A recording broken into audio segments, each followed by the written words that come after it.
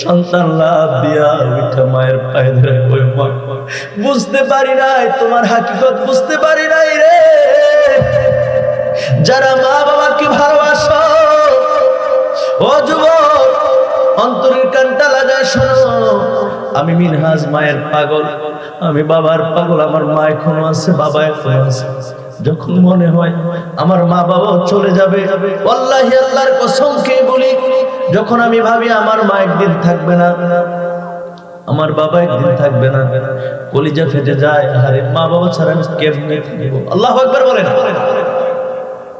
ভাইরা আমার, বন্ধুরা আমার, এই মায়ের পায়ে ধরে সন্তান কাঁদে। সন্তান কয় মা বুঝতে পারি না, বলে ক্ষমা করে দাও, কোটি কোটি টাকার মালিক হতে পারি কিন্তু তোমার ঋণ কোনোদিনও শোধ করতে পারবো না। সুবহানাল্লাহ বলেন।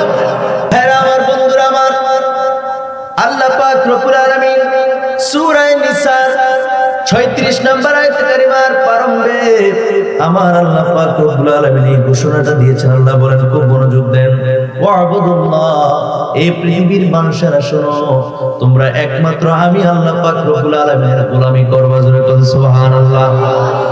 কথাটা কার? জোরে বলেন, কথাটা কার? আল্লাহ কয় বান্দারে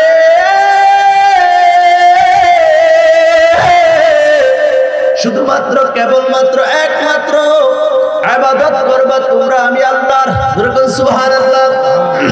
পৃথিবীর কোনো আমি আল্লাহর সৃষ্টির কোনো ইবাদত হবে না, আমি আল্লাহর সঙ্গে কোনো কিছুকে শরীক করা যাবে না। এই কথা আল্লাহ এই আয়াতে বলছেন। আল্লাহ বলেন, ওয়ালা তুশরিকু বিহি শাইআ। চিল্লায়ে কি বলা যাবে? সুবহানাল্লাহ। আল্লাহ কয় বান্দা ইবাদত করবা আমি আল্লাহ, ঠিক আছে, আমি আল্লাহ ছাড়া যাহা কিছু আছে গো সকল কিছু হলো আমি আল্লাহ পাক রব্বুল আলামিনের সৃষ্টি। আমার সৃষ্টির সঙ্গে আমি আল্লাহকে শরীক করিও না। জোরে জোরে বলেন সুবহানাল্লাহ। এটাই আল্লাহ বলছেন, ওয়ালা তুশরিকু বিহি শাইআ, আমি আল্লাহর সঙ্গে কোনো কিছুকে শরীক করিও। জোরে বলেন সুবহানাল্লাহ। এরপর পরে আয়াতে কারিমার মধ্যে আল্লাহর দাসত্ব করার পাশাপাশি আল্লাহ পাক রব্বুল আলামিনের ইবাদত বন্দেগি করার পাশাপাশি আমার আল্লাহ আমার আল্লাহ পাক রব্বুল আলামিন পৃথিবীর অন্য কোনো কাজের কথা বলেন নাই, নামাজের কথা বলেন নাই, রোজার কথা বলেন নাই, যাকাতের কথা বলেন নাই, পৃথিবীর অন্য সব হুকুম আল্লাহ এই আয়াতে দেন নাই। আল্লাহর দাসত্বের কথা বলার পর আমার আল্লাহ বলছেন, ওয়া বিল ওয়ালিদাইনি ইহসানা। জোরে জোরে বলেন সুবহানাল্লাহ।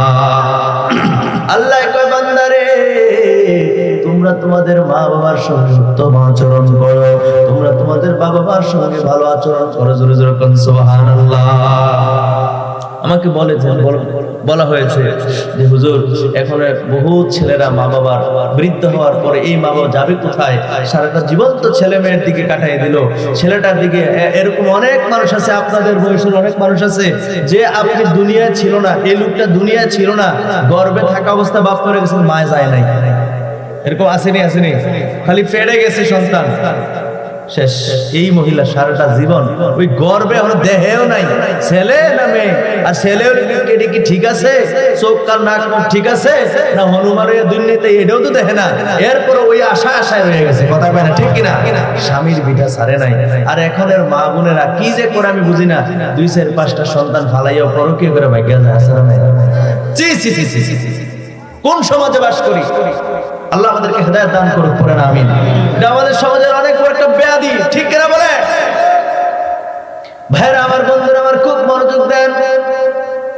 আল্লাহ পাক রব্বুল আলামিন বান্দাদেরকে হুকুম করেছেন, আল্লাহর হুকুম, হে বান্দা আমি আল্লাহ পাক রব্বুল আলামিন তোমাদেরকে আদেশ করলাম তোমরা তোমাদের বাবা মার সঙ্গে উত্তম আচরণ করো, ভালো ব্যবহার করো, ভালো আচরণ করো। জোরে জোরে বলেন সুবহানাল্লাহ।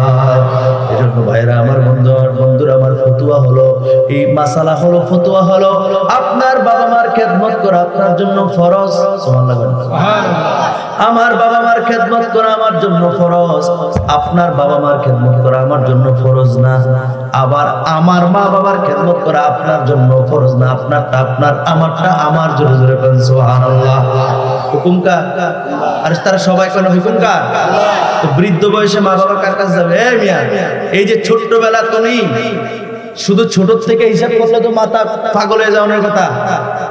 গর্ভে থাকা অবস্থায় মায়ে যে কষ্ট করছে, মার খাওয়া দাওয়া ঠিক নাই, ঘুম ঠিক নাই, কথা কয় না, কাজকর্মে ঠিক নাই। হারে ডাইন কাটতে শুইলে ওই দিক দিয়ে ব্যথা করে, আবার বাম কাটতে শুইছে, আবার বাম কাটতে শুইলে ওই দিক দিয়ে ব্যথা করে, কোনো কালে সুখ পাইছে না। 10 মাস যতদিন গর্ভে ধারণ করার পরে তুমি আমি যেদিন দুনিয়া আসছি, এখন না সিজার, আরে সিজার দিয়ে আসছে, এটা তো তেমন বেশি দিন হয়েছে না, ঠিক না বলেন? সিজার হইলেও কি সুখ আছে? এই যে আপনার এই যে অপারেশনটা হয়, আপনার কতদিন, প্রায় 15-20 দিন, 1 মাস সুযোগ দাঁড়ায়, মাজা সুযোগ করে দাঁড়াইতে পারে না, কথা বলে ঠিক কিনা? তো যেমনি বলেন, কষ্ট তো আর কম দেই নাই আমরা, মারে দিছি, বাবারেও কষ্ট কম দেই নাই। এত কষ্ট দিয়ে দুনিয়া আসলাম, আসার পরে এই বাবা মা তোমারে আমারে লালন পালন করতে গিয়া, হারে এটা একটু রাখি, লালন পালন করতে গিয়া কি যে কষ্টটা করছে, আল্লাহু আকবার বলে। এই পৃথিবীর মানুষ, এজন্য বাবা মাকে যদি শরীরের চামড়া কেটে জুতা বানিয়ে দাও, তারপরেও বাবা মা ঋণ কখনো শোধ হবে না। শুধুমাত্র মায়ের এক ফোঁটা দুধের ঋণ তুমি শোধ করতে পারবে না, কথা কোন ঠিক কিনা? এক সন্তান অনেক টাকার মালিক হয়ে গেছে, কোটি কোটি টাকার সম্পদের মালিক হয়ে গেছে। সন্তান গিয়া একদিন ডাক দেয়া কয়, মা আমার অনেক সম্পদ হয়েছে, মানুষ বলে চামড়া দিয়ে যদি জুতা বানায় দে তোমার ঋণ শোধ হবে না। মা তুমি বলো কত টাকা দিলে আমার ঋণ শোধ হবে? মা ডাক দিয়ে কয়, ফুট কি কইলি রে ফুট? চোখগুলো লাল হয়ে গেছে, চোখের পানি চোখের পানি টলমল করে ডাক দিয়ে কয়, ফুট রে কত টাকা দিলে ঋণ শোধ হবে আমি আগামীকালকে বলবো, আজকে রাত্রে একটা পরীক্ষা দাও। আল্লাহু আকবার বলেন। মায় কয়, বাবা আজকে রাত্রে একটা পরীক্ষা দিবা, সেই পরীক্ষাটা হলো একটা ডিম আমি তোমারে দেব, একটা ডিম দেব। আমার দুরূদ শরীফ পড়ি, আল্লাহুম্মা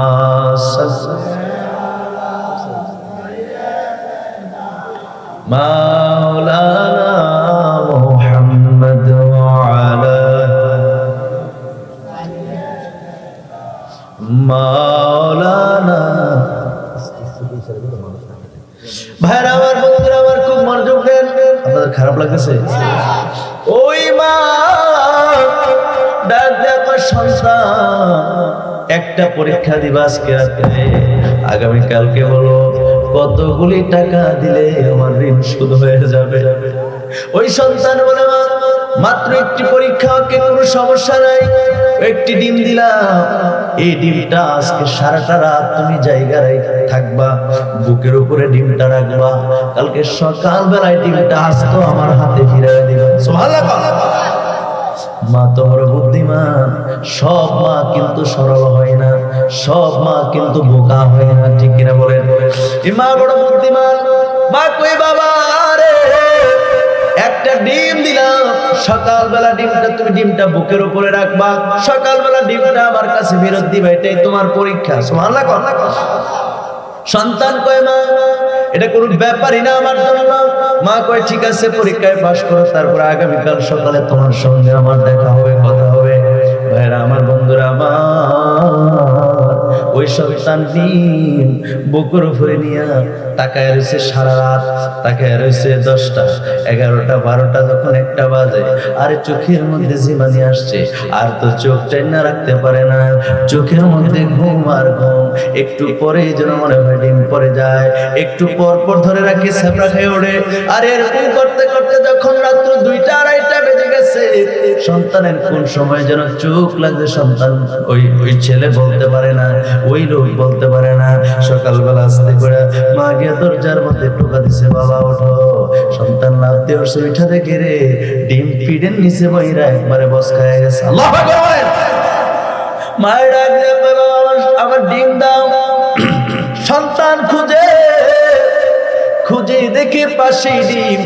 ডিম তো আর বেশি চাপ দিতে হয় না, একটু টাচ করলে শেষ, ঠিক না বলেন? ডিমটা ফেটে গেছে, একবারে নষ্ট হয়ে গেছে। সন্তান লাভ দিয়া উঠা মায়ের পায়ে ধরে কই, মা বুঝতে পারি নাই তোমার হাকিকত, বুঝতে পারি নাই রে।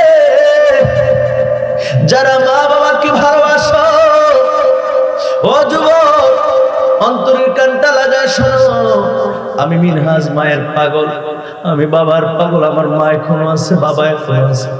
যখন মনে হয় আমার মা বাবা চলে যাবে, আল্লাহি আল্লাহর কসম খেয়ে বলি, যখন আমি ভাবি আমার মা একদিন থাকবে না, আমার বাবা একদিন থাকবে না, কলিজা ফেটে যায়। আরে মা বাবা ছাড়া আমি কেমনে থাকব? আল্লাহু আকবার বলেন। ভাইরা আমার, বন্ধুরা আমার, এই মায়ের পায়ে ধরে সন্তান কাঁদে। সন্তান কয়, মা বুঝতে পারি না, বলে ক্ষমা করে দাও, কোটি কোটি টাকার মালিক হতে পারি, কিন্তু তোমার ঋণ কোনোদিনও শোধ করতে পারবো না। সুবহানাল্লাহ বলেন। ভাইরা আমার, বন্ধুরা আমার, আল্লাহর নবীর হাদিসে মুবারক একটা শোনায় দিই।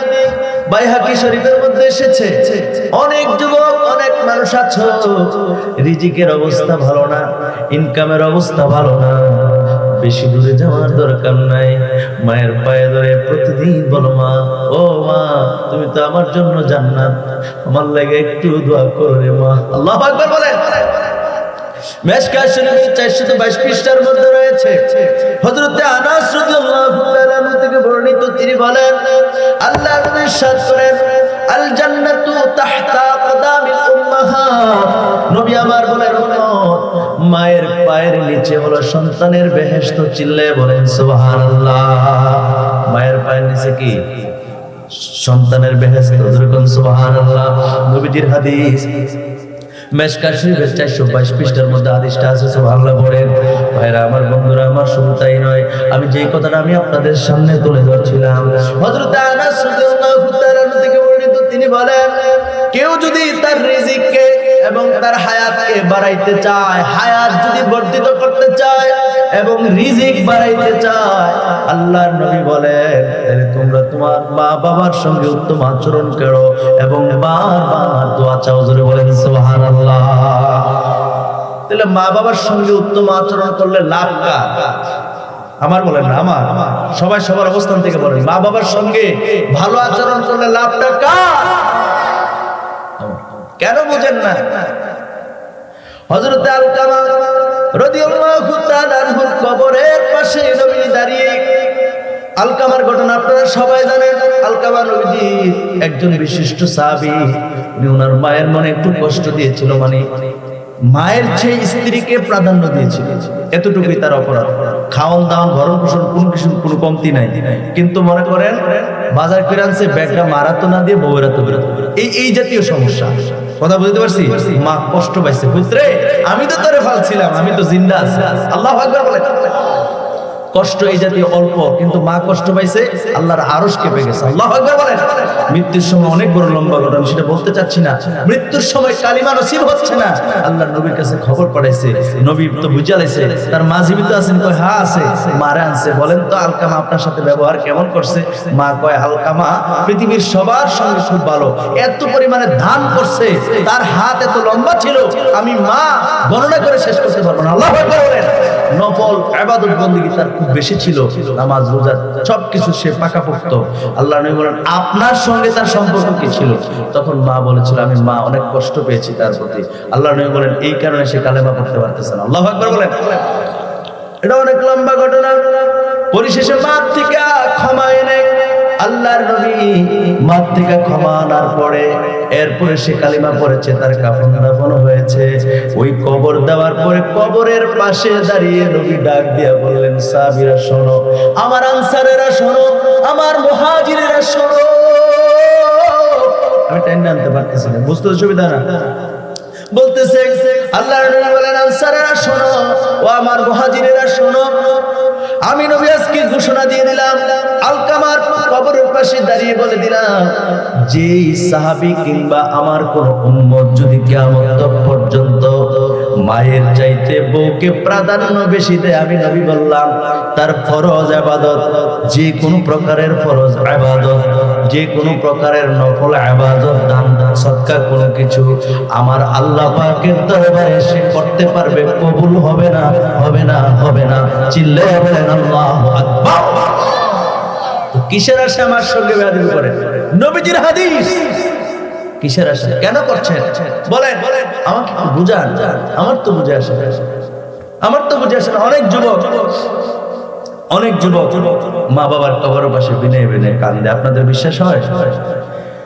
ঈদের সময় যখন আসে, ঈদের সময়, ঈদের দিন, অনেক যুবক আব্বা আম্মার কবরের পাশে বিনয় বিনয় কান্দে, ডাক দিয়া কয়, আল্লাহ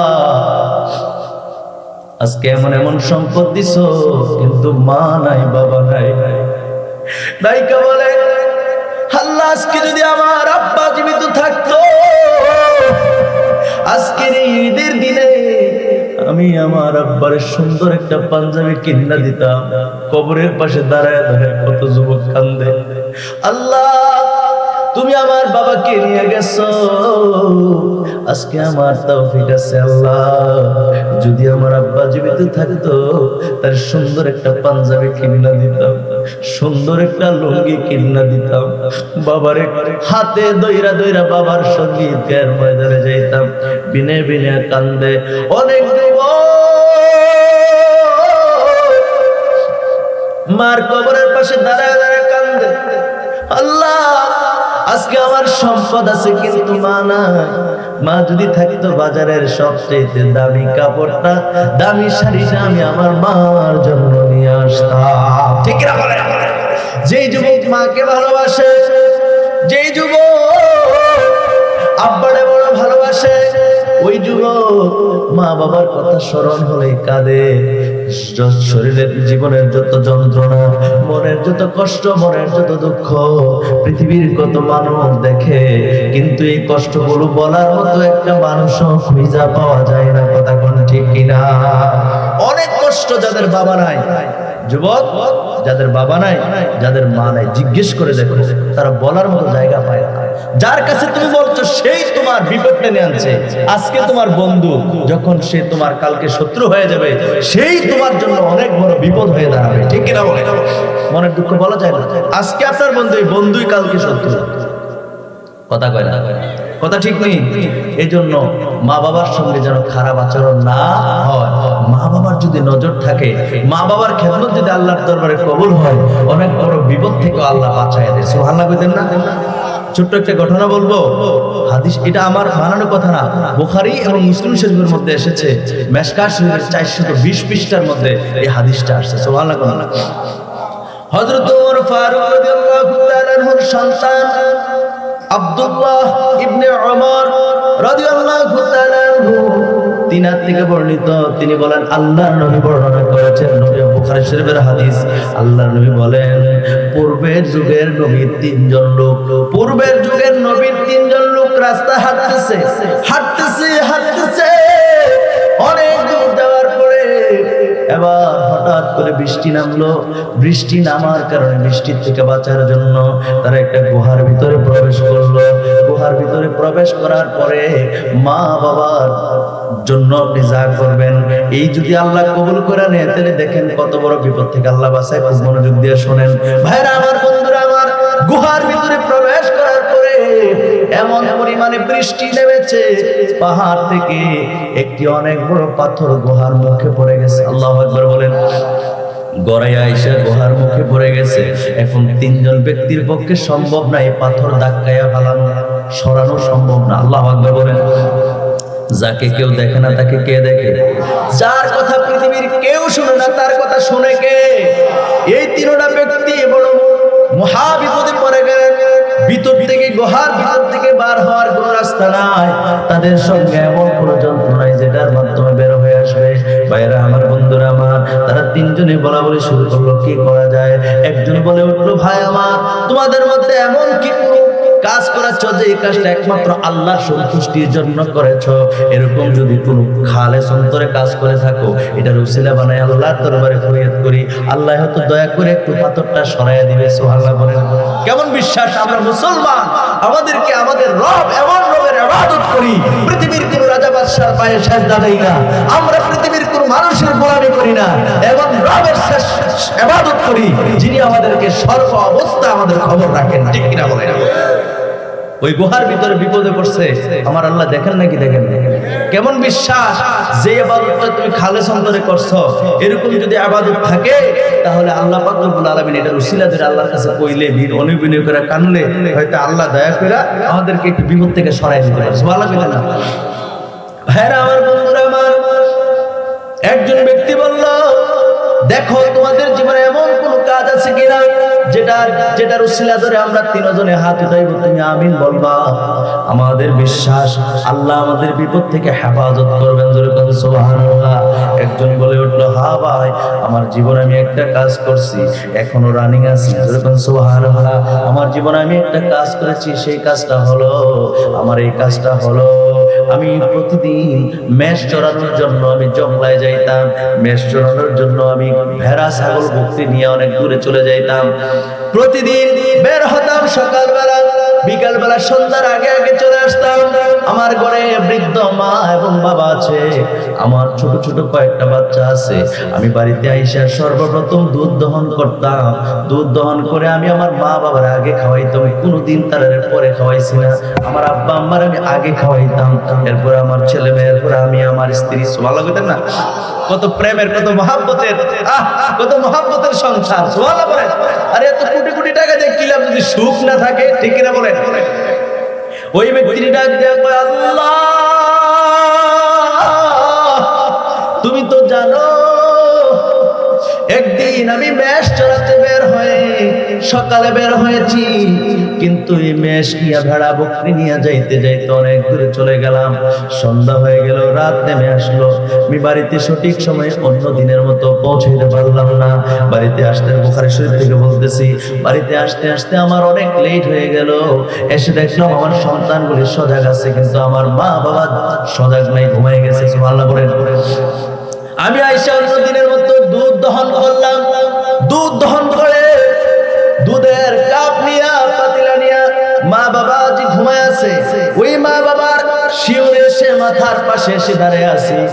আমার মা বাবার ছাড়া কোনদিন আমি অন্য কাউরে খাওয়াই নাই, আমিও খাই নাই রে, আমার স্ত্রীরও খাওয়াই নাই, ছোট ছোট বাচ্চাগুলোরও দেই নাই। এই মা বাবারে না খাওয়াই আজকেও দিব না, এই সিদ্ধান্ত নিয়ে আমি পাতিলা নিয়া আমি আমার মা বাবার মাথার পাশে এসে দাঁড়ায় রইলাম। এইভাবে যখন দাঁড়িয়ে আছি, মা ঘুমায়, আব্বা ঘুমায়, মাও জাগলো না, বাবাও জাগলো না, সারা রাত ঘুমের মধ্যে রইলেন। এদিকে সন্তানগুলি আমার পাশে এসে আমার পায়ের কাছে এসে বসে আছে, কোন সময় দুধ দেব আর কোন সময় তারা খাবে, কিন্তু আমি দেই নাই। আল্লাহ, আমার একটাই উদ্দেশ্য ছিল, আমি আমার মা বাবার আগে খাওয়াইতাম। আজকেও চাইছিলাম আমার মা বাবার আগে খাওয়াবো, কিন্তু ঘুম ভাঙানোটা আমার কাছে বড় অপরাধ মনে হয়েছে। এই জন্য আমি ঘুমান, তুমি তো সব জানো। সুবহানাল্লাহ করলাম, ডাক দিয়া কয়, আল্লাহ তুমি তো সব জানো। এই যে দৃশ্যটা, আমি আমার মা বাবারে না খাওয়াই আজকেও খাওয়াবো না নিয়ত করলাম। আমার সন্তানগুলি আমার পায়ের কাছে এসে বসে রয়েছে, আমার কাছে বসে রয়েছে, সন্তানগুলির আমি দুধ দেই নাই। আল্লাহ, আমার মা বাবার আগে খাওয়াবে, সেজন্য জোরে জোরে বলেন সুবহানাল্লাহ। ডাক দিয়া কয়, আল্লাহ গো, ও প্রাণের ওরা, সারাটা রাত্র পার হয়ে গেল, এরপরে মা বাবা উঠলো, তাদেরকে আগে খাওয়াইলাম, এরপরে সন্তানকে দিলাম, এরপর অন্যরা। আল্লাহ, এই কাজটা শুধুমাত্র তোমার রাজি খুশির জন্য করেছি। তুমি বলেছো মা বাবার খেদমত করলে সন্তান জান্নাতি হয়ে যায়। আল্লাহ, শুধুমাত্র তোমার সন্তুষ্টির জন্য তুমি খুশি হয়ে যাও, সেজন্য তোমার সন্তুষ্টির জন্য আমি আমার মা বাবার এই খেদমতটা সব সময় করছি, কোনোদিন আমি ঘাটতি দেই নাই, কোনোদিন আমি ব্যতিক্রম করি নাই। আল্লাহ, খালেস অন্তরে করছি। তোমার যদি মায়া লাগে, তোমার যদি দয়া হয়, আল্লাহ, এই কাজটা যদি তোমার বড় পছন্দ হয়ে থাকে, আজকের এই মহা বিপদের দিনে আমাদের থেকে পাথরটা একটু সরায়া দাও, যেন আমরা দিনের আলো, সূর্যের আলো দেখতে পাই। জোরে বলেন সুবহানাল্লাহ। এই তিনজন ব্যক্তি নবীজি বর্ণনা করছেন, তিনজন ব্যক্তি যখন আমিন বলছেন, আমিন বলার সাথে সাথে পাথরটা একটু সরে গেল। চিৎকার করে বলেন সুবহানাল্লাহ, আর জোরে বলেন সুবহানাল্লাহ। তাহলে এই দোয়া দ্বারা এই ঘটনাটা এই জায়গার মধ্যে শেষ। নবীজি বুঝাইতে চেয়েছেন মা বাবার জন্য যদি কেউ কোনো কিছু করে এটা আমার আল্লাহ কবুল করে নেন, সুবহানাল্লাহ বলেন। কিন্তু আপনার অন্তর থাকবে খোলা, খোলা অন্তরে, খালেস অন্তরে করতে হবে, ঠিক না বলেন? খালেস অন্তরে যদি করেন তাহলে আল্লাহ যদি কবুল করেন তাহলে আপনি জান্নাতি হয়ে যাবেন, আপনার দোয়াও আল্লাহ কবুল করে নিবে। মা বাবা রাজি খুশি থাকলে নবীজি বলছেন মা বাবা যার খুশি তাহলে তার জন্য জান্নাতও আল্লাহর রেডি। জোরে জোরে কোন সুবহানাল্লাহ, আর জোরে কোন সুবহানাল্লাহ। নবীজি বলেছেন মা বাবা হলো তোমার জান্নাত, মা বাবা হলো তোমার জাহান্নাম, ঠিক কিনা বলেন?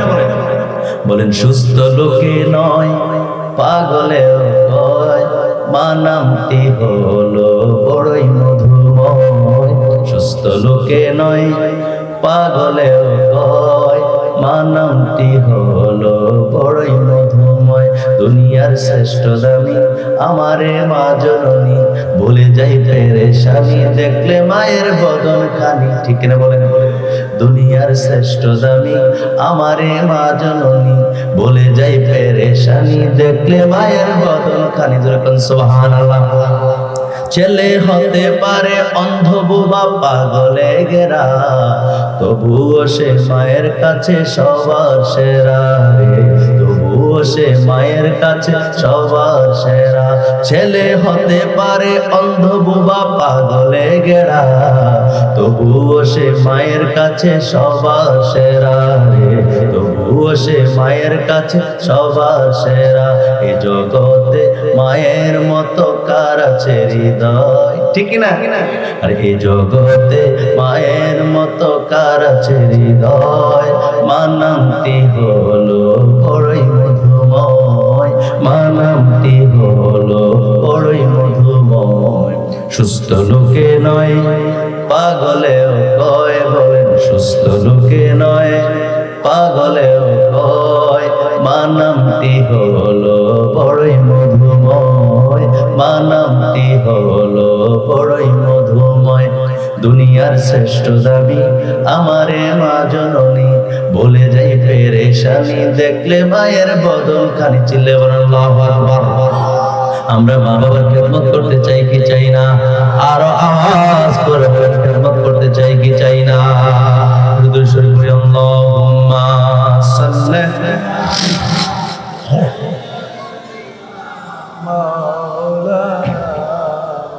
মুহাম্মদ ওয়া আলা আমি আপনাদেরকে মা বাবার খেদমতের কথা প্রথমে কোরআন থেকে বলেছি, তারপর একটা হাদিসের আলোকে ছোট্ট একটি ঘটনা বর্ণনা করেছি। আল্লাহ পাক রব্বুল আলামিন আমাদেরকে মা বাবার বেশি বেশি খেদমত করার তৌফিক দান করুন, করি আমিন। আর জোরে করে আমিন। মা বাবার সাথে বেয়াদবি করব না তো? করব না তো? আল্লাহ আমাদের কবুল করুন, করেন আমিন। যদি বুঝেন আপনার জন্য এটাই আপনার জন্য জান্নাত, এটা আপনার জন্য কি? আপনার অভাব, ঠিক না? তিন বেলা খাবার আপনি জোগাতে পারছেন না, আপনি মার কাছে বারবার বলেন, বারবার বলেন, বারবার যখন আপনি বলবেন, মা যখন বারবার বলবে, একদিন তো আল্লাহ কবুল করবে, ঠিক না বলেন? আর যদি মনে করেন অবস্থার পরিবর্তন নাও হয়, তারপরে মনে রাখবেন আপনি যদি দুই বেলাও খান মা বাপের লইয়াই খাইবেন, না খেয়ে থাকবেন মা বাপের লইয়ে, মা তো দেখবো ভাই তো দেখবো, হুটের তো ইনকাম নাই, যা আছে তাই আলহামদুলিল্লাহ, দুই বেলা খাবো আরেক বেলা পানি খেয়ে থাকেন, কথা বলেন, ঠিক কিনা বলেন? আমি দেখছি অনেক যুবক ভাইদের চোখে পানি টলমল করছে, আমি এখনো দেখছি অনেক ভাইরা কান্না করছেন মায়ের জন্য, বাবার জন্য। আমি চাই এলাকার মানুষ মা বাবার প্রেমিক হোক, কারণ কি? আপনি আল্লাহরে দেখেন নাই, রাসূল দেখেন নাই, কিন্তু একটা মাধ্যম আছে। আল্লাহ নবী আরো কি বলছেন জানেন? নবী বলছেন, উম্মত শোনো, কেউ যদি মায়ের চেহারার দিকে একটা বার তাকায় নেক নজরে, তাহলে আল্লাহ পাক তো বলেন তাকে একটা কবুল হজের সওয়াব দিবেন। সুবহানাল্লাহ। আপনার অর্থ নাই মক্কা মদিনায় যাওয়ার, রাসূল বলেছেন মায়ের চেহারার দিকে তাকালে একটা কবুল হজের সওয়াব। সাহাবীরা জিজ্ঞেস করে, ইয়া রাসূলুল্লাহ, কেউ যদি একবার না 100 বার তাকায়, আল্লাহ নবী বলেন 100টা কবুল হজের সওয়াব। সুবহানাল্লাহ। ইবনে মাজাহ শরীফের হাদিস, শক্ত হাদিস। সুবহানাল্লাহ। যার ঘরে মা নাই, যার ঘরে বাবা নাই, তার এই মক্কা মদিনার শেষ। ওই মক্কা মদিনায় যাওয়ার হজের যে সওয়াব ওইটা তার কপালে নাই। ঠিক কিনা বলেন? তোমার যার আছে, তোমার মা যদি নামাজ না পড়ে, তোমার মা যদি ফরসাপ করে পানি খরচ না করে, তোমার মা যদি পায় পরিষ্কার না হয়, মনে রাখবা তারপর এটাই তোমার জান্নাত। সুবহানাল্লাহ বলেন। তোমার মা যদি অপরাধ করে শাস্তি দিবে কে? কথা কনে কে? তোমার আল্লাহ এই ঠিকাদারি দেয় নাই যে তুমি নামাজ পড়ো না করে হিসাব করে পানি খরচ করো পিটাম, এই কথাও তুমি বলতে পারবে না।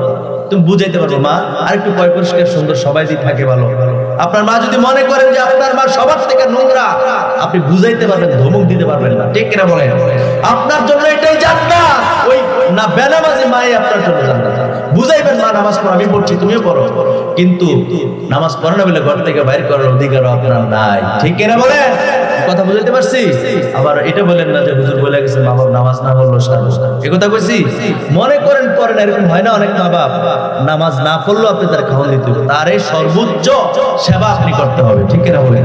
আল্লাহ আমাদের কবুল করেন। আমি আরেকটি বিষয় সেদিকে ঢুকবো, আরেকটি বিষয় রয়েছে সেদিকে একটু আসতে। এটা হচ্ছে রজব মাস।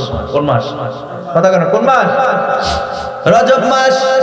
এই রজব মাসে আমার আল্লাহ পাক রব্বুল আলামিন নবীজিকে মেরাজ করিয়েছেন, দিদার দিয়েছেন, আল্লাহর বাড়িতে নিয়ে গেছেন, আর সাজিবে দাওয়াত দিয়েছেন, আল্লাহর বাড়িতে নবীজি গিয়েছেন। অনেক মানুষ আছে মেরাজকে অস্বীকার করে, এরকম আছে না নাই? আমাদের মধ্যে আছে নেই? মনে রাখবেন যদি এরকম থাকেন, আল্লাহর কালামকে অস্বীকার করা হয়, আপনার ঈমান চলে যাবে। তার কারণ হলো নবীজির জীবনে যত মুজিজা আছে, সকল মুজিজার মধ্যে শ্রেষ্ঠ মুজিজা হলো নবীজির মেরাজ। জোরে বলেন সুবহানাল্লাহ। আর জোরে বলেন সুবহানাল্লাহ। নবীজির মেরাজের ব্যাপারে আসুন কুরআন কি বলে আমার সাথে পড়েন। বিসমিল্লাহির রাহমানির রহিম। আল্লাহু আকবার বলেন। সুবহানাল্লাযী আসরা বিআবদিহি লাইলাম মিনাল মাসজিদিল হারাম ইলাল মাসজিদিল আকসা আল্লাযী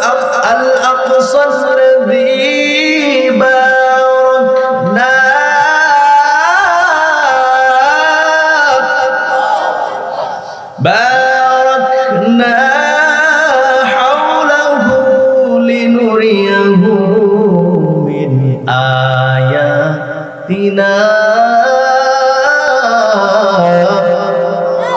আল্লাহু আকবার।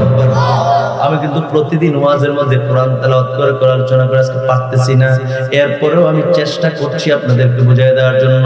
সূরা বনি ইসরাইল পারা নাম্বার 15, সূরা নাম্বার 17 নাম্বার সূরার প্রথম নাম্বার আয়াতে প্রারম্ভে আল্লাহ বলছেন সুবহানাল্লাযী আসরা। আল্লাহু আকবার বলেন।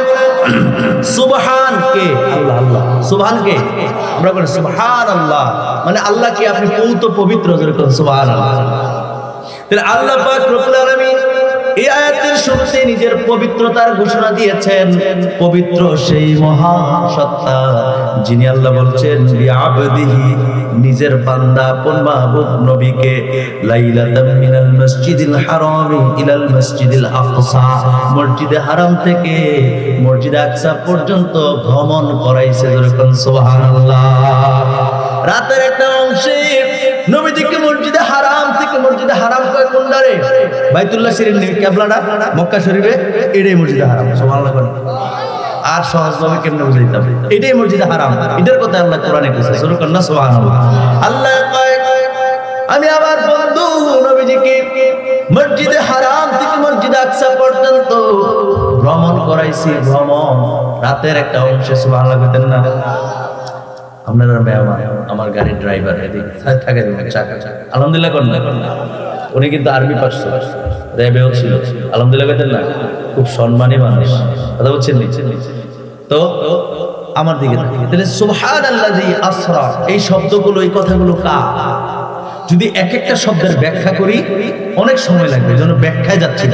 আমি সরাসরি সহজ সরল অনুবাদ নিয়ে আপনাদের সামনে তুলে ধরছি।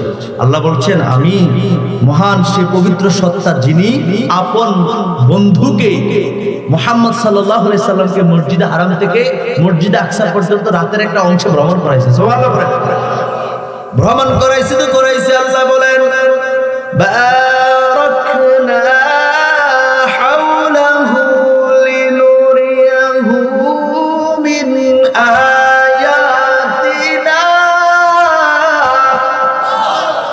আল্লাহ পাক রব্বুল আলামিন বলেছেন, যার চতুর্পাশে আমি আল্লাহ বরকত দিছি, বরকত, যাতে আমি আমার নিদর্শনগুলো আমার বন্ধু নবীর দেখাইতে পারি।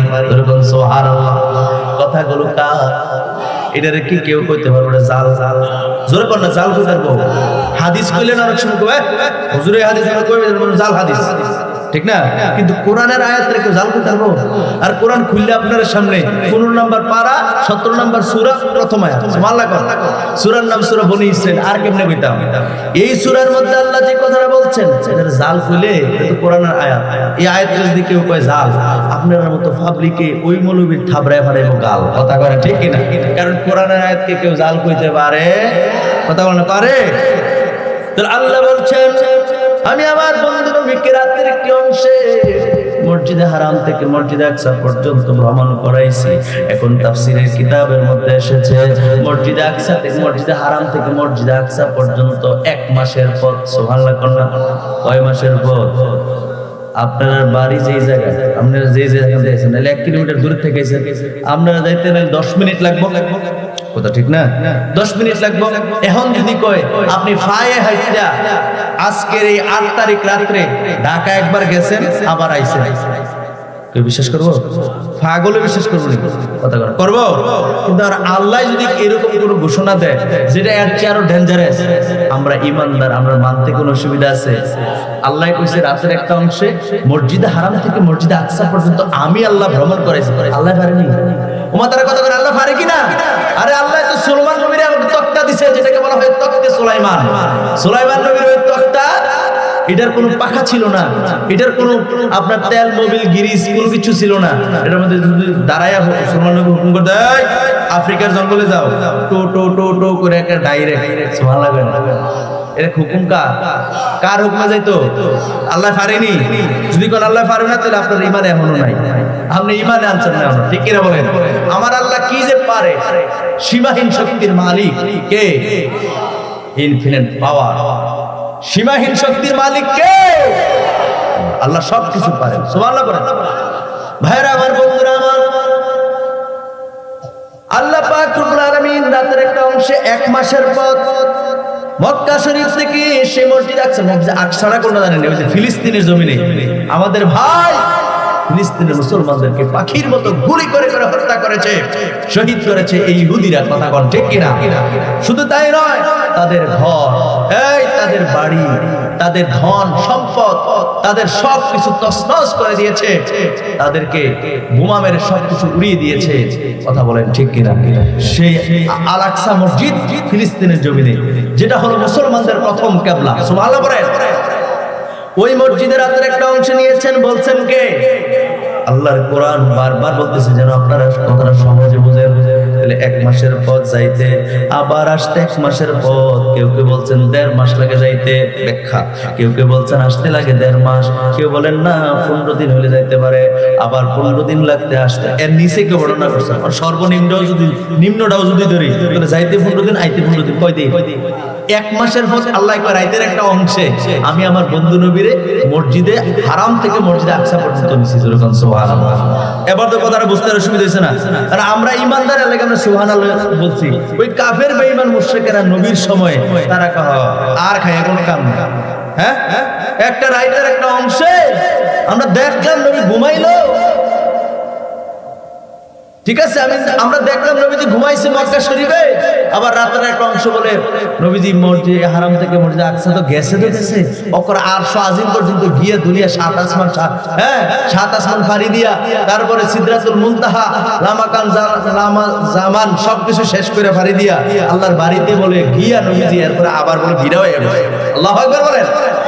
যাদের ঈমান নাই তারা মানে নাই। কথা কোন ঠিক কিনা? আজকের দিনেও যারা মুসলমান দাবি করে মেরাজকে অস্বীকার করে, তারাও ওদের মধ্যে কাফের রয়ে গেছে, তারা ঈমানেও আসছে না। ঠিক কিনা বলেন? তারা তো কাফেরদের মতো আচরণ করছে। কথা কয় ঠিক কিনা বলেন? কোরআনের স্পষ্ট শক্ত দলিল থাকার পরে কেউ যদি অস্বীকার করে তাহলে কি তার ঈমান থাকতে পারে? এই মুসলমান আওয়াজ করে থাকতে পারে? ভাইরা আমার, বন্ধুরা আমার, একটু দূরে সরে পড়ে আল্লাহুম্মা সাল্লি।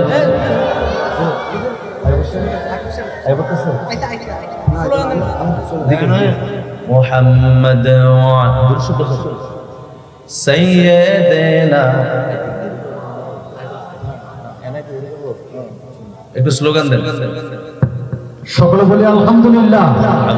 আজকের মাহফিলের প্রধান আকর্ষণ বিশিষ্ট ইসলামিক চিন্তাবিদ, মুফাসসির কোরআন, ঐতিহ্যবাহী রঘুনাথপুর দরবার শরীফের পীর সাহেব হুজুরের নাতনি জামাতা, আজকের মাহফিলের প্রধান বক্তা আমাদের মধ্যে উপস্থিত। সকলে বলি আলহামদুলিল্লাহ। নারে তাকবীর, আল্লাহু আকবার, নারে তাকবীর, আল্লাহু আকবার, নারে রিসালাত, ইয়া রাসূলুল্লাহ। হযরত মাওলানা হাবিব হুজুরের আগমন, শুভেচ্ছার স্বাগতম।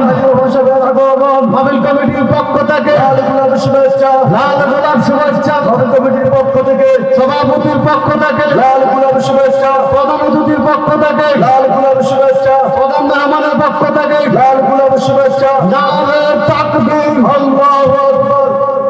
সকল বলি আলহামদুলিল্লাহ।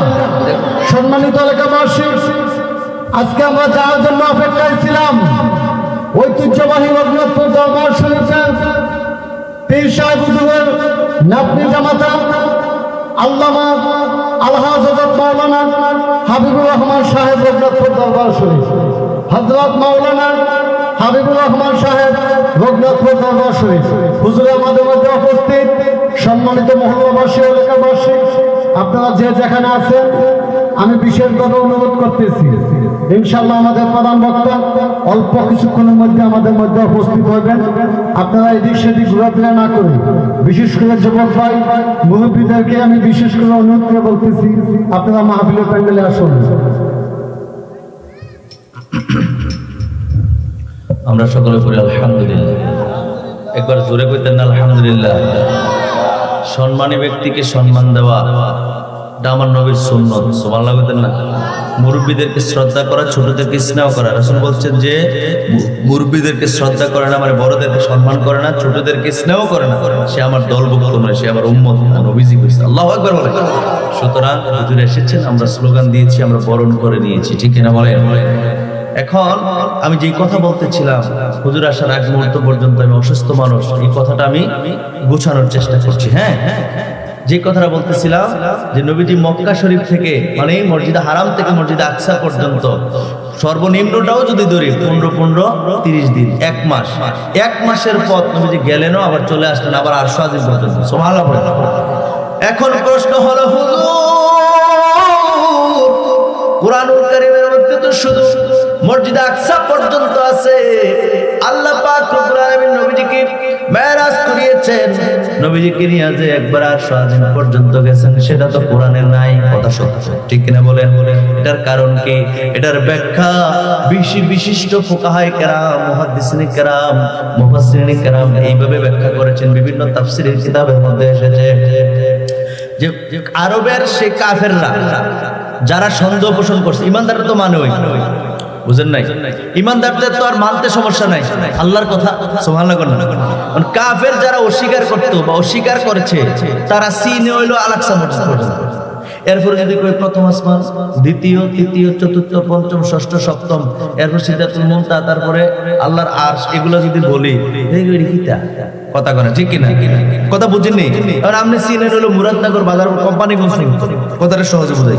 এখন কোম্পানিগঞ্জের আগেও চিনেন না, আগে চিনেন, পরে আর চিনেন না, ডাইনেও চিনেন না, বামেও না, সামনে ফেলো না। এখন আমরা কইতেছি, আপনি কোম্পানিগঞ্জ আসার পরে আরো কিছুক্ষণ হাঁটবেন, হাঁটার পরে একটা মসজিদ পাইবেন, ওই মসজিদের পাশে একটা রাস্তা ঢুকছে, বুঝেন কথাটা, বুঝতে যান, ওই রাস্তা দিয়ে ঢুকে আপনি এরপরে ব্রাহ্মণপাড়া যাইবেন। আপনি কইবেন যে কদ্দুর হাঁটতাম, এটা তো আর আপনি তো আর চিনেন না। আমি কোম্পানিগঞ্জ যাওয়ার পরে একটা মসজিদের কথা কইছিলাম, মসজিদটাকে আর 10 মিনিট হাঁটার পরে না 1 ঘন্টা হাঁটার পরে, আপনি না চিনার কারণে কিন্তু আন্দাজ করতে পারতেছেন না। তো যেটা চিনেন না, এটা কই লাভ কি? বুঝেন নাই? এটা গেলে দেখা যাবে। যেতটুক চিনি এতটুকু আগে বুঝে আসুক। আল্লাহ পাক রব্বুল আলামিন এই আয়াতে শুধু আল আকসা মসজিদ পর্যন্ত বলার কারণ হলো এইটা, কাফেররা চিনেও আকসা মসজিদ পর্যন্ত। তারা যদি রাতের একটা অংশে আকসা মসজিদ পর্যন্ত যাইতে 15 দিন, আইতে 15 দিন, 1 মাসের রাস্তা বিশ্বাস করে, তো বাইরে বিশ্বাস করে। এটা তো অসম্ভব কিছু, এটা তো স্বাভাবিক দৃষ্টিতে সম্ভব হওয়ার কথা না। আপনি এটা বলেন, স্বাভাবিক দৃষ্টিতে সম্ভব হওয়ার কথা না। আমার দিকে তাকান না, 15 দিনের রাস্তা, আওয়াজ হওয়া 1 মাসের রাস্তা যদি বলি রাতের একটা সামান্য একটা অংশে 5 মিনিটে 10 মিনিটে কিংবা 2 ঘন্টায় আপনি 1 মাসের রাস্তা গিয়ে আবার আইসা পড়ছেন, এটা যদি কেউ মানে তাহলে পুরোটা মানবে, আর যদি না মানে তাহলে কোনোটাই মানবে না। এই জন্য আকসা মসজিদ পর্যন্ত বলছে আল্লাহ, জোরকান সুবহানাল্লাহ। যারা মানবে এতটুকু দলিলেই পুরোটা মানবে, জোরকান সুবহানাল্লাহ। আমরা এতটুকু দলিলে পুরোটা মানি, তাহলে বাকিটা কোথায়? নবীজির হাদিস শরীফে, জোরকান সুবহানাল্লাহ। বুখারী শরীফের প্রথম খণ্ডে 548 পৃষ্ঠার মধ্যে স্পষ্ট আল্লাহ পাক রব্বুল আলামিন নবীজিকে আরশ আজিম পর্যন্ত নিয়েছেন, তার বর্ণনা এসেছে, জোরকান সুবহানাল্লাহ। আর জোরকান সুবহানাল্লাহ। ভাইরা আমার, বন্ধুরা আমার, খুব মনোযোগ দেন। নবীজি মসজিদে হারাম থেকে মসজিদে আকসা পর্যন্ত যাওয়ার পরে নবীজি যে ওখান থেকে গেছেন, এটা কি কেমনে আমি আপনাকে বলি। এই রাত্রে আল্লাহ পাক রব্বুল আলামিন জিবরাইলকে হুকুম করলেন, জিবরাইল, যেতটুকু বলছি এটা তো বুঝছেন। আল্লাহ কয়, জিবরাইল আমার বন্ধু নবীর আমার বাড়িতে নিয়ে আসো, সুবহানাল্লাহ, আরশ আজিমে নিয়ে আসো। জিবরাইল আমিন হুকুম পায়া আল্লাহ পাক রব্বুল আলামিন জিবরাইল আমিনকে দায়িত্ব বুঝাই দিলেন। জিবরাইল আমিনকে আল্লাহ পাক রব্বুল আলামিন বললেন, জিবরাইল আমার বন্ধুরে জানতে যাইবা, জান্নাতের মধ্যে বুরাক আছে, বুরাক নিয়ে যাইবা। এরপরে জান্নাতের মধ্যে আমি আমার বন্ধু নবীর জন্য পাগড়ি বানায় সাজায় রাখছি, ওই পাগড়ি নিয়ে যাইবা, ওই পাগড়ি সরাইয়া, ওই পাগড়ি পরাইয়া দুলার মতো সাজাইয়া আমার আরশ আজিমে নিয়ে আসবা, জোরে বলেন সুবহানাল্লাহ। আর সুবহানাল্লাহ। জিবরাইল আমিন পাগড়ি আনার জন্য জান্নাতে গেলেন, গিয়া দেখেন ওই পাগড়ি এত সুন্দর করে বানাইছে, ওই পাগড়ির চতুর্পাশে 40,000 ফেরেশতা আমার আল্লাহ নিয়োগ দিয়া রাখছে। এই 40,000 ফেরেশতা পাগড়ির দিকে তাকায় তাকায় নবীর উপর দুরূদ এবং সালাম করতেছে, সুবহানাল্লাহ। আর সুবহানাল্লাহ। আল্লামা জালালউদ্দিন সুয়ুতী রাহমাতুল্লাহি আলাইহি খাসায়সুল কুবরার মধ্যে কথা এসেছে। আল্লাহু আকবার বলেন। আব্দুল হক মুহাদ্দিস দেওয়ান রাহমাতুল্লাহি তাআলা আলাইহি মাদারিজুন নবুওয়াত কিতাব সহ বিভিন্ন সুপ্রসিদ্ধ কিতাবগুলির মধ্যে এটা এসেছে। আল্লাহর নবী দুজানের বাদশা নবী রাহমাতুল লিল আলামিন নবীজির পাগড়ি মোবারক যখন আনার জন্য গিয়েছে, জিবরাইল আমিন পাগড়ি নিয়ে রওনা হবেন। এমন সময় এই কথা কয় কাটা, এই কাটা এটা দাঁড় করান, দাঁড়াও, দাঁড়া না কেন পরে ভয় পাইস, দাঁড়াও, অজুর বরস কও, তার মানে ফড়র তো ভালো করতে হবে, সাবধান। যে কথা কইবা সে অজুর বরস কম লাগবে, এরপর অজুর বাঙ্গার কথা কয় না, এরপরে কথা, এর আগে কোনো কথা নাই, কথা ঠিক আছে নি? দেখুন আমরা রাগ করছেন না, আমরা তো শিক্ষক মানুষ, জেনে যাই বাচ্চারা তো কবর বেশ উপদেশ দেওয়া কথা বলি, কথা বুঝছেন নি? এলাকা তো গেছে, আপনারা আবার মাইন্ড করেন, আপনারা দিচ্ছেন। তাহলে যেই কথা আমি বলতেছিলাম, জিবরাইল আমিন পাগড়ি নিয়ে রওনা হবেন। 40,000 ফেরেশতা কয়, লিডার জিবরাইল, না না না, আপনি পাগড়ি নিয়ে একা একা যেতে পারবেন না। আমরা আজকে 40,000 ফেরেশতা দাঁড়িয়ে দাঁড়িয়ে নবীজির এই পাগড়ি মোবারকের দিকে তাকায় তাকায় নবীজির দেখি নাই, পাগড়ি মোবারকের দিকে তাকায় তাকায় দরুদ এবং সালাম করতেছি। ওই নবীর আনতে যাইবেন, আমরা সারা আপনি যাইতে পারবেন না, আমাদেরকেও সাথে নিয়ে রওনা হন, সুবহানাল্লাহ। আর যখন সুবহানাল্লাহ, 40,000 ফেরেশতা সহ অসংখ্য ফেরেশতাদেরকে জিবরাইল আমিন রওনা হবেন। বুরাক আনতে গিয়েছিলেন, সেই জায়গার মধ্যে একটা প্রেমের ঘটনা। বুরাক আনতে গিয়া জিবরাইল আমিন আল্লাহর হুকুমে বুরাক নিয়ে যাইবেন। ওই জায়গায় গিয়ে দেখে একটা দুইটা না, জান্নাতের মধ্যে বরাবর 40,000 বুরাক আমার আল্লাহ নবীর জন্য বানাইছে, যেরকম সুবহানাল্লাহ। নিবে কয়টা? একটা। আপনি একজনে ওয়াজ বুঝছেন আর ভাই তারা বুঝছেন, বুঝলে আওয়াজ করে বলেন, নিব কয়টা? আওয়াজ লাগবে। আছে কয়টা? 40,000। সুবহানাল্লাহ কইতেন না? 40,000 বুরাকের মধ্যে একটা বুরাক কেমন করে নিবে? একটা বুরাকের চাইতে আরেকটা বুরাক দেখতে বড় সুঠাম দিয়ে, আমার দিকে তাকান, একটা বুরাকের চেয়ে আরেকটা বুরাক দেখতে বড় সুন্দর। জিবরাইল আমিন চিন্তায় পড়ে গেলেন, আশ্চর্য হয়ে গেলেন। একটার চাইতে চাইতে আরেকটা বড় সুন্দর, একটার চাইতে আরেকটা বড় সুঠামদেহী, যেইটারে দেখে এইটারে মায়া লাগে, আরে কোনটারে নিবে কোনটারে নিবে না সিলেকশন করতে আপনার ভাই আমার ভাইরা আমার বন্ধুরা নির্বাচন করতে পারছেন না। বড় আশ্চর্য হয়ে গেলেন, কি ব্যাপার, কেমনে কি করব। হঠাৎ করে জিবরাইল আমিন দেখে একটা বুরাক, সকল বুরাক এক জায়গায়, একটা বুরাক একটু সাইড হয়ে কান্না করতেছে। আল্লাহু আকবার বলেন। জিবরাইল কয় ব্যাপার কি, এই বুরাকটা কেন ক্রন্দন করছে? জিবরাইল আমিন বুরাকের কাছে গেলেন, ওই বুরাকটার কাছে গিয়ে কয় যে বুরাক কেন তুমি ক্রন্দন করছো? বুরাক ডাক দিয়া কয় আল্লাহ আমাদেরকে বানায়া বইলা দিছে রাহমাতাল লিল আলামিন, নবীজিকে আনার জন্য আমাদেরকে মধ্য থেকে একজনকে নিবে। আমি চিন্তা করলাম সবাই সবগুলো বুরাক সুন্দর, আমি বুরাক মনে হয় একটু দুর্বল, আমি বুরাক মনে হয় একটু অসুন্দর। আমি চিন্তা করলাম সবাই সিলেক্ট হলেও, সবার মধ্য থেকে সিলেক্ট হলেও আমারে সিলেক্ট করবে না, তার কারণ হলো আমি দেখতে বেশি সুন্দর না। আসলে বিষয়টা এরকম না, বিষয়টা হলো অনেক নেককার আল্লাহর ওয়ালিগুলো দেখবেন যখন মুনাজাত করে আল্লাহর দরবারে, আল্লাহ এই মজলিসের মধ্যে আমার মতো গুনাহগার আর কেউ নাই, এরকম বলেনি? তার বলার কারণ হলো সে বিনয়ী হয়েছে আল্লাহর দরবারে। আসলে তো সে গুনাহগার না, ওনার চাইতে আরো অনেক অপরাধী আমাদের মজলিসের মধ্যে থাকে নাকি থাকে না? এরপরেও সবার মধ্যে উনি শ্রেষ্ঠ হওয়ার পরেও কি বলে, আল্লাহ আমিও অপরাধী, আল্লাহ সৃষ্টি জগতের মধ্যে আমি মনে বড় অপরাধী। কথা করে ঠিক কিনা? আসলে কি এটা বিনয়ী হওয়া আল্লাহর দরবারে, আল্লাহর যাতে খুশি করে আল্লাহ সুবহানাল্লাহ কর না। তো ওই বুরাক কিন্তু অসুন্দর ছিল না, দেখতে সুঠামদেহী ছিল, কিন্তু ভাবনা করছে আমার যদি না দেয় তাহলে এই সৌভাগ্যতা আমার হবে না। ওই জিবরাইল আমিনকে বুরাক দেখে বলল, লিডার জিবরাইল, এই কথা যখন আমি ভাবলাম, ভাবার পরে আমি আর স্থির থাকতে পারলাম না। আজকে 40,000 বছর যাব এই জায়গায় দাঁড়িয়ে দাঁড়িয়ে আমি ক্রন্দন করছি। আল্লাহু আকবার বলেন। আপনারা জানেন ফেরেশতাদের কোনো খাবার নাই, ফেরেশতাদের কোনো ঘুম নাই, ফেরেশতাদের পায়খানা প্রস্রাব লাগে না। আল্লাহু আকবার বলেন। এক জায়গায় দাঁড়ায় দাঁড়ায় কান্দে। প্রত্যেকটা বুরাকের কপালের মধ্যে নবীজির নাম মুবারক লেখা। জোরে জোরে কোন সুবহানাল্লাহ। ভাইরা আমার, বন্ধুরা আমার, জিবরাইল আমিন কয় ফায়ালাইছি রে, যেটার ভিতরে প্রেম বেশি এটারে নিয়েই রওনা হবো। জোরে কোন সুবহানাল্লাহ। আর জোরে বলেন সুবহানাল্লাহ। আল্লাহু আকবার। ইয়া রাসূলুল্লাহ। জিন্দাবাদ জিন্দাবাদ। আশিক বিনে কে বুঝিবে দয়াল নবীর শান। বলেন প্রেমিক বিনে কে বুঝিবে দয়াল নবীর শান। জিবরাইল আমিন কয় প্রেমিক পেয়ে গেছি রে, আশিক পেয়ে গেছি, আমার আর খোঁজাখুঁজির দরকার নাই। জিবরাইল আমিন ওই বুরাকটার নিয়ে রওনা হলেন। জোরে বলেন সুবহানাল্লাহ। বুরাক নিয়ে জিবরাইল আমিন মক্কা শরীফে, ওই যে মসজিদে হারাম যেটাকে বলেছিলাম হাতিমে কাবা, আমার ভাইরা আমার বন্ধুরা, মসজিদে হারামের পাশে আল্লাহর নবী উম্মে হানির ঘর মুবারকের মধ্যে নবীজি ঘুমায় আছেন।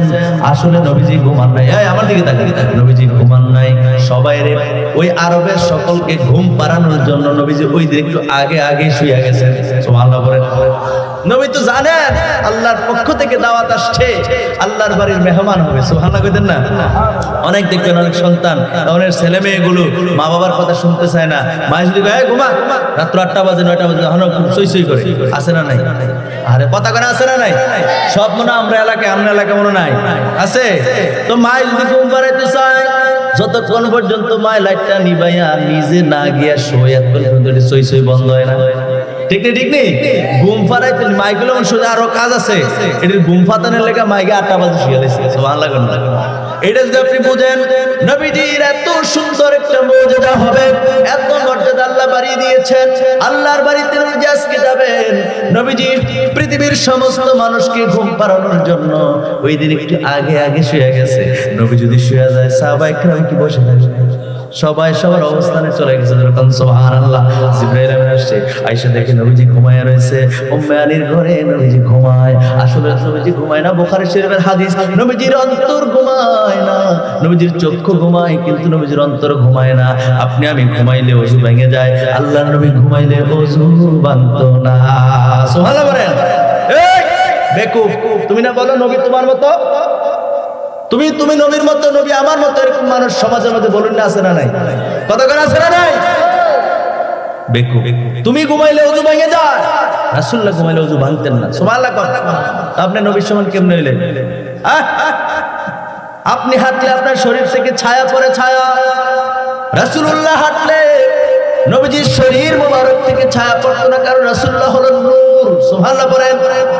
নবী করিম সাল্লাল্লাহু আলাইহি সাল্লাম হলেন নূর, সেজন্য নবীজির শরীর মোবারকের ছায়া ছিল না। জোরে কোন সুবহানাল্লাহ। আপনি আমি থুতু ফেললে সেই থুতু রাস্তার কুত্তাও খায় না, বুখারী শরীফের মধ্যে এসেছে। সাহাবায়ে কেরাম নবী যখন থুতু ফেলতে চাইতো, সাহাবায়ে কেরাম হাত পাইতেন, নবী এই থুতুটা আমার হাতে দেন। সুবহানাল্লাহ। আমার বাপ দাদার গল্প বলতেছেন, এগুলো হাদিস। সুবহানাল্লাহ কোন না? এভাবে সাহাবীরা বলতেছেন, আমার হাতে দেন নবী গো, আপনার থুতু মোবারকটা আমার হাতে দেন। কাঙাল হয়ে যেত, কাঙাল। নবী গো এতিমের মতো আমার হাতে দেন। সাহাবীরা প্রতিযোগিতা করতো নবীজির থুতু মোবারকের জন্য। সুবহানাল্লাহ। এখন প্রশ্ন হলো, হুজুর কি কোন এটা কেন করতো? এটা এই জন্য করতো, এখন তো ঢাকা পিজি হসপিটাল আছে, ইবনে সিনা আছে, বারডেম হসপিটাল আছে, আরো অনেক হসপিটাল আছে না নাই? কথা কেন আছে না নাই? অনেক বড় বড় ইউনাইটেড হসপিটাল সহ অনেক বড় বড় হসপিটাল আছে। ওই সময় কোন হসপিটাল ছিল না। নবীর সাহাবীদের কেমন আকীদা, কেমন বিশ্বাস, এই তুতু মুবারক যেই রোগের নিয়ত করে খাইতো, মনে করেন একজনের জ্বর হচ্ছে, সেই তুতু মুবারকটা যদি ওই জ্বর থেকে ভালো হওয়ার নিয়তে, শেফার নিয়তে খাইতো, সাথে সাথে সুস্থ হয়ে যেত। জোরে জোরে কোন সুবহানাল্লাহ। রোগের শেফা হিসাবে সাহাবায়ে কেরাম থুতু মুবারক পান করতেন, যে যেই কারণে খাইতেন। আল্লাহর নবীর এই থুতু মুবারক ওই রোগ থেকে আমার আল্লাহ পাক রব্বুল আলামিন শেফা দান করতেন। জোরে জোরে বলেন সুবহানাল্লাহ। ওই যে হিজরতের রাতে আবু বকর সিদ্দিক রাদিয়াল্লাহু তাআলা আনহু সূর পর্বতের নিচে যখন গুহার ভিতরে যখন সাপে কামড় দিছে, আরে এক কথা থেকে আরেক কথা চলে শুরু, 1 মিনিটে বলছি। ওই গুহার মধ্যে যখন সাপে কামড় দিয়েছে, ধ্বংসন করেছে, আল্লাহর নবীজি মাথা মুবারক আবু বকর সিদ্দিক রাদিয়াল্লাহু তাআলা আনহুর রান মুবারকের মধ্যে রাইখা নবীজি ঘুমায় আছে। আবু বকর সাপের কামড় খাওয়ার পরেও নবীজিরে ডাকে না, কয় দো জানের বাদশা নবী আমার রান মুবারকের মধ্যে মাথা রাইখা ঘুমায় আছে। সুবহানাল্লাহ বলেন, আর জোরে বলেন সুবহানাল্লাহ।